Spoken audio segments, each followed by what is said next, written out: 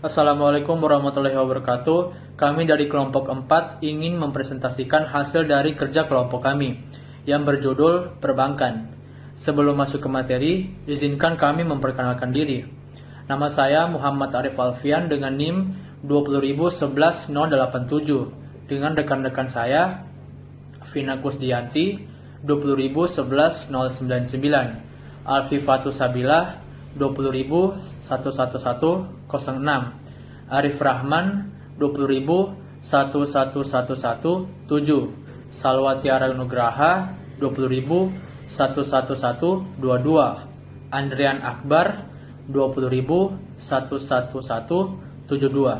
Baik, materi yang pertama yaitu pengertian perbankan. Perbankan adalah badan usaha yang menghimpun dana dari masyarakat dalam bentuk simpanan dan menyalurkannya kepada masyarakat dalam bentuk kredit dan atau bentuk-bentuk lainnya dalam rangka meningkatkan taraf hidup masyarakat banyak. Kegiatan menyalurkan dana dilakukan berupa pemberian pinjaman kepada masyarakat.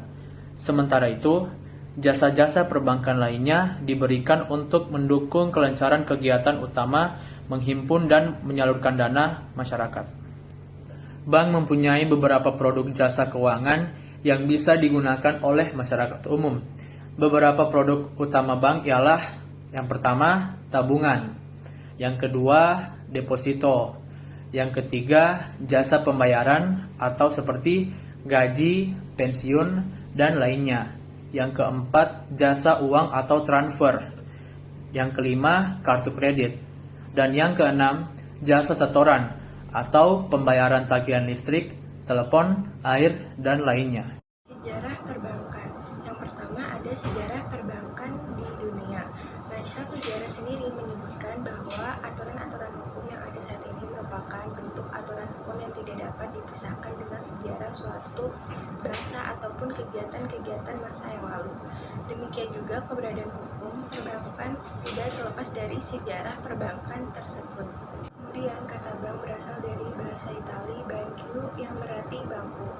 Para bankar di Florence pada masa Renaissance melakukan transaksi dengan duduk di meja penukaran uang. Berbeda dengan pekerjaan kebanyakan orang yang tidak memungkinkan mereka untuk duduk sambil bekerja. Nah, usaha perbankan itu sendiri baru dimulai dari zaman Babilonia, kemudian dilanjutkan ke zaman Yunani kuno dan Romawi. Perbankan pun semakin pesat karena perkembangan dunia. Perbankan tidak terlepas dari perkembangan perdagangan. Yang kedua ada sejarah perbankan di Indonesia. Lembaga perbankan yang hadir di Indonesia pertama kali tentunya tidak terlepas dari kolonial Hindia Belanda.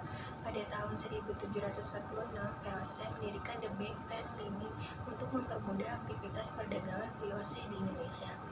Berikut adalah beberapa bank yang memiliki peran penting di Hindia Belanda.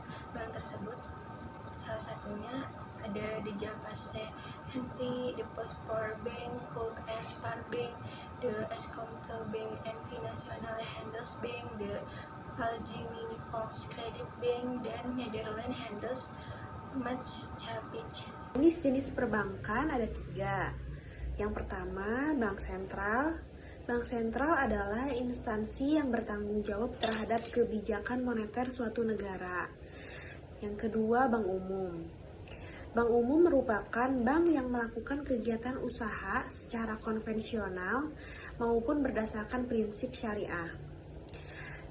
Dan yang terakhir, Bank Perkreditan Rakyat atau BPR. BPR adalah salah satu jenis dari bank yang hanya menerima simpanan dalam bentuk deposito berjangka, tabungan, atau bentuk lainnya yang dipersamakan. Pendirian bank dan likuidasi bank. Pendirian bank adalah tahapan pendirian suatu bank sudah diatur di dalam Surat Keputusan Direksi Bank Indonesia nomor 32/33/Kep/Dir tentang Bank Umum. Terdapat 2 tahapan untuk dilalui bagi organisasi yang akan mendirikan bank. Hal ini sesuai dengan pasal 5 Kep Direksi BI. Tahapan tersebut adalah yang pertama, persetujuan prinsip. Tahapan ini untuk melakukan persiapan bank yang bersangkutan. Dan yang kedua, pemberian izin usaha. Jika persiapan pada tahap pertama sudah selesai dilakukan, maka pihak tersebut diberikan izin untuk melakukan usaha. Ada beberapa persyaratan untuk mendapatkan persetujuan dengan mengajukan beberapa lampiran, yaitu yang pertama, rancangan anggaran dasar, yang kedua, rencana susunan organisasi, yang ketiga, rencana kerja yang akan dilakukan, yang keempat, daftar nama calon pemegang saham, calon susunan direksi, dan calon dewan komisaris. Dan yang terakhir, bukti penyetoran 30% dari modal store. Selanjutnya, selain lampiran, pemohon juga harus menyiapkan laporan kesiapannya dalam mendirikan bank. Beberapa lampiran yaitu 1. Anggaran dasar yang sudah disahkan, 2. Susunan organisasi, 3. Daftar nama pemegang saham, 4. Susunan direksi dan dewan komisaris, 5. Bukti lunasnya seluruh modal yang diberikan. Selanjutnya, likuidasi bank. Likuidasi bank merupakan tindakan penyelesaian seluruh hak dan kewajiban bank sebagai akibat pencabutan izin usaha dan pembubaran badan hukum bank. Bank juga berusaha mempertahankan rasio likuiditas dengan rasio profitabilitas untuk menggunakan rumus rasio dan return on equity. Sehingga rasio likuiditas yaitu dengan memperkecil dana yang tidak terpakai serta meningkatkan pendapatan dengan resiko sekecil mungkin untuk memenuhi kebutuhan cash flow suatu perusahaan. Selanjutnya, kegiatan usaha bank. Pada Undang-Undang Nomor 10 Tahun 1998 tentang perbankan, bank disebutkan sebagai badan usaha yang menghimpun dana dari masyarakat dalam bentuk simpanan dan menyalurkannya kepada masyarakat dalam bentuk kredit atau bentuk-bentuk lainnya dalam rangka meningkatkan taraf hidup masyarakat. Bank umum adalah bank yang melaksanakan kegiatan usaha secara konvensional dan atau berdasarkan prinsip syariah, yang dalam kegiatannya memberikan jasa dalam lalu lintas pembayaran. Kegiatan usaha bank umum.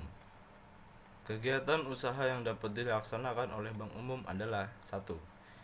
Menghimpun dana dari masyarakat dalam bentuk simpanan berupa giro, deposito berjangka, sertifikat deposito, tabungan, dan atau bentuk lainnya yang dipersamakan dengan itu. 2. Memberikan kredit. 3. Menerbitkan surat pengakuan utang. 4. Membeli, menjual, atau menjamin atas risiko sendiri maupun untuk kepentingan dan atas perintah nasabahnya.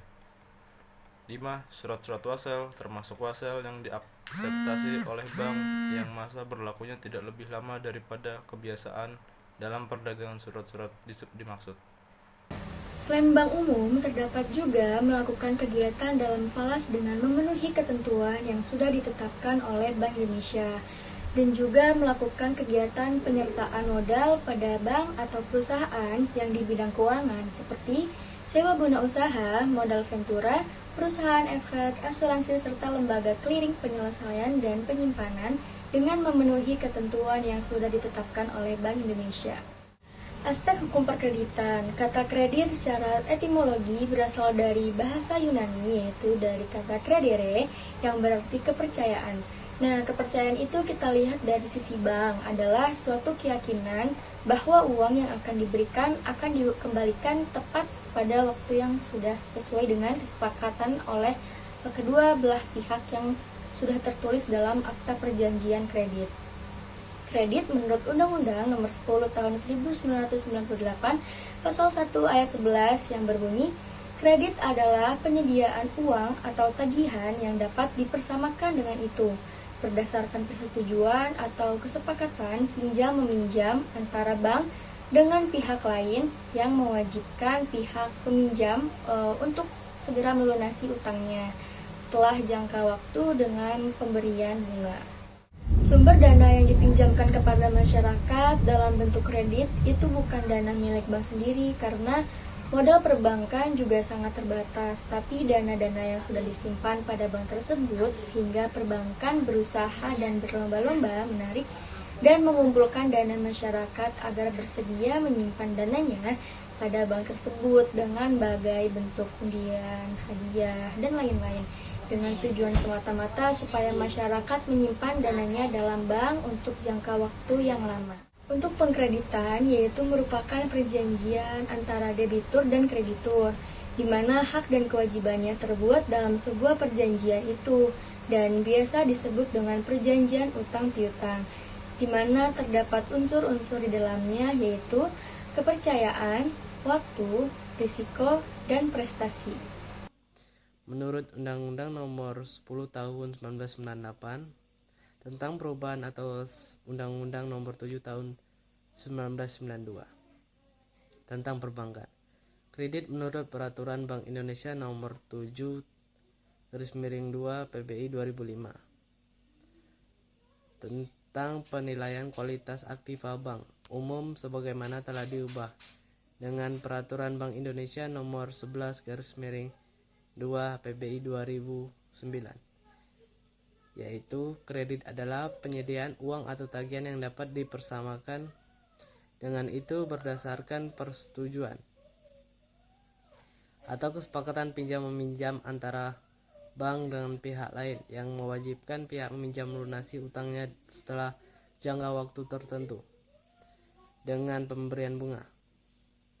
Selanjutnya, aspek hukum perbankan syariah.